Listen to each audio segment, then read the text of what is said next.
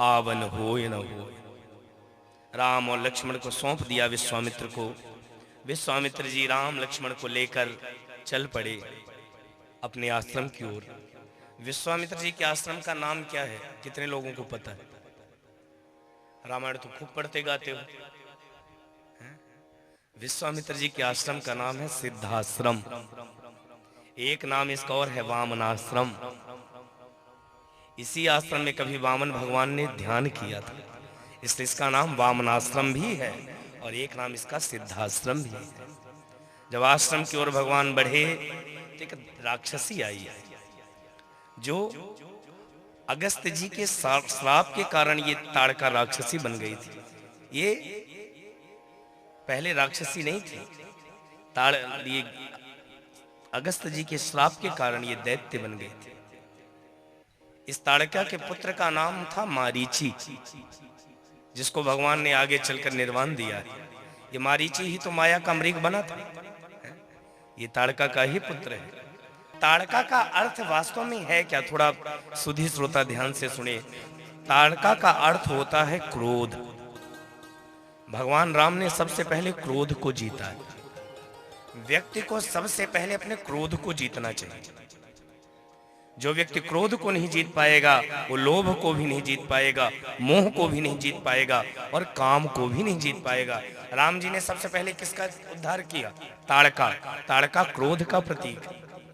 अच्छा, राम जी ने श्री गणेश दैत्यों को मारने का कहां से किया? स्त्री से, ताड़का। और कन्हैया ने कहां से किया? पूतना से। ये श्री गणेश तो यहीं से करना पड़ा। ताड़का क्रोध का प्रतीक है। हमारे छीन धाम मंदिर के परम पूज्य पंडित जी पधारे हैं, आपका बहुत बहुत अभिवादन। बंधु, ताड़का का भगवान ने उद्धार किया है। ये ताड़का क्रोध है। राम अवतार की ताड़का क्रोध है। और काम कौन है? थोड़ा सुधी श्रोता ध्यान से सुने। काम है सूपनखा। ये सूपनखा काम है। और बाली जो नाम का बानर है, ये बाली नाम का बानर, ये अभिमान है। बाली अभिमान है। और बचा रावण, तो रावण लोभ है। जो व्यक्ति जीवन में काम, क्रोध और मद और लोभ पर विजय नहीं पाएगा, उसके जीवन में कभी राम राज्य की स्थापना नहीं हो सकती। जब हम इन चार पर विजय प्राप्त कर लें, काम, क्रोध, मद और लोभ। और तुलसीदास जी ने सुंदरकांड में लिखा है, काम, क्रोध, मद, लोभ सब नाथ नरक के पंथ। ये व्यक्ति को नरक की ओर ले जाएंगे। वैसे क्रोध करना चाहिए, ऐसा नहीं है, लेकिन कब करना है इस बात का विवेक होना चाहिए। दिन भर क्रोध में भी नहीं रहना चाहिए भैया। क्रोध तो हमारे राम जी ने भी किया, लेकिन कब? जब अति हो गई तब। राम जी भी जब समुद्र के किनारे गए, 3 दिन तक राम जी उपवास किए बैठे रहे इंतजार में। अब मार्ग बताएगा, अब मार्ग बताएगा, अब बताएगा। लेकिन जब नहीं आया तब गोस्वामी जी लिखते हैं, विनय न मानत जलधि जड़ा, गए 3 दिन भी,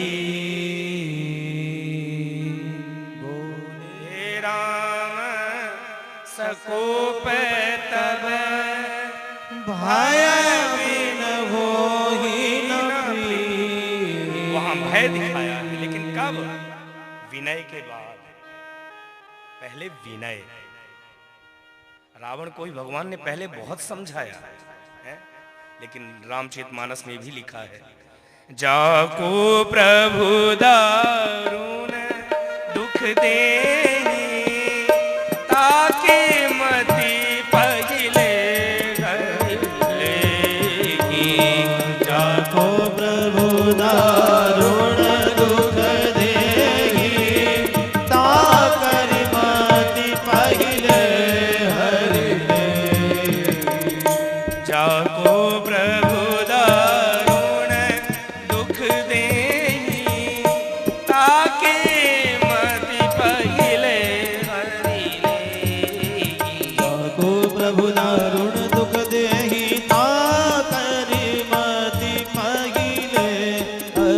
लेगी।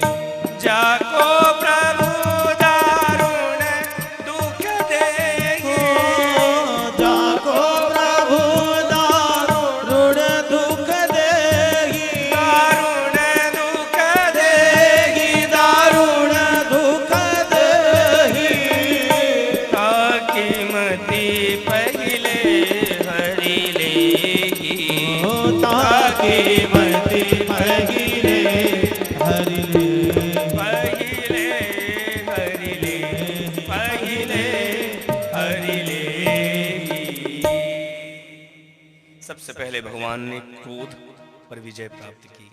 एक ही बाण प्राण हरि लीन्हा, और दीन जान प्रभु निज पद दीन।